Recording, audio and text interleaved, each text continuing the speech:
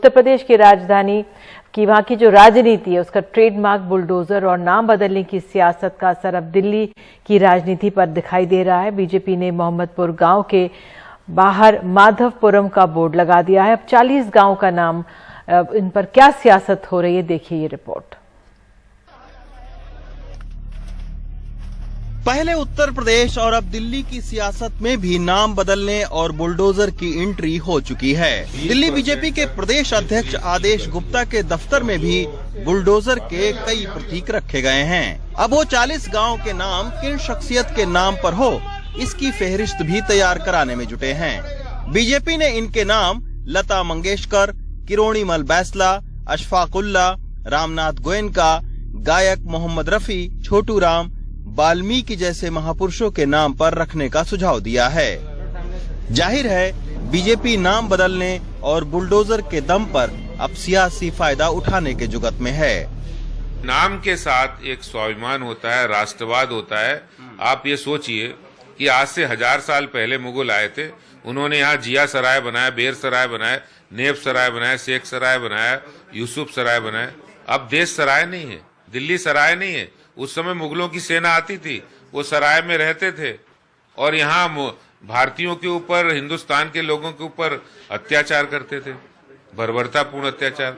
अब उनके नामों के साथ गांव के लोग जुड़ना नहीं चाहते, और जब गांव के लोग चाहते हैं तो देश में लोकतंत्र है।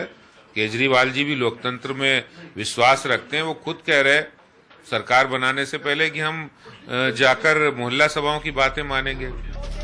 उधर मुस्लिम बहुल इलाके में बुलडोजर चलाने का मामला हो या गांव का नाम बदलने का, इस पर दूसरे राजनीतिक दल सतर्कता से प्रतिक्रिया दे रहे हैं। आम आदमी पार्टी के नेता गोपाल राय ने बीजेपी को याद दिलाया कि वो बीते 15 साल से निगम की सत्ता में हैं। ऐसे में उन्होंने गांव के विकास के लिए क्या काम किया। हारते हुए पार्टी की ये बौखलाहट है। 15 साल से बीजेपी सोती रही, इन गांवों के नाम उन्हें पता नहीं थे या कभी उन गांवों को इन्होंने देखा नहीं था। 15 साल से ये सो रहे थे। 15 साल से इस दिल्ली के अंदर पैसे लेकर कब्जे कराए गए। जब कब्जा कराया तब भी वसूली किया, अब कब्जा हटाने के नाम पर अब वसूली का धंधा शुरू हुआ है। बीजेपी अब अपने कार्यकर्ताओं को भी गांवों में सक्रिय कर रही है ताकि नाम बदलने के साथ ही रोहिंग्या और बांग्लादेशियों का बार बार नाम लेकर सियासी फायदा उठाया जाए। दिल्ली में ऐसे तमाम गांव हैं जहां पर अस्पताल, स्कूल, पार्किंग और सड़क जैसी मूलभूत सुविधाओं के लिए जूझ रही है।